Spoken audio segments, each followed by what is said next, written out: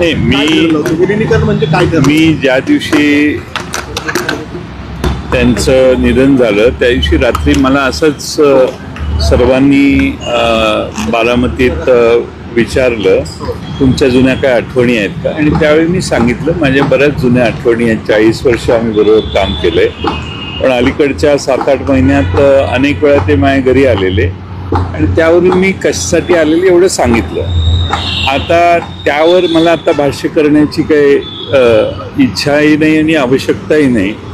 आम्ही अजितदादांची भरपूर चर्चा केलेल्या, पण त्याच्यावर जे प्रसारमाध्यमात वेगवेगळे नेते बोलत आहेत हे मला वाटतं की त्यांच्याबद्दल आदराची भावना ठेवून आम्ही न बोललेलंच बरं असं आमचं मत झालेलं आहे. माध्यमामध्ये अनेक बोलतायत, म्हणजे सुनील तटकरेंनी खास करून शशिकांत शिंदे जे आपले प्रदेशाध्यक्ष आहेत तर त्यांचं जे काही म्हणणं आहे ते खोडून काढलं की अशी काही विलिनीकरणाची चर्चा झालेलीच नव्हती असं सुनील तटकरे म्हणाले.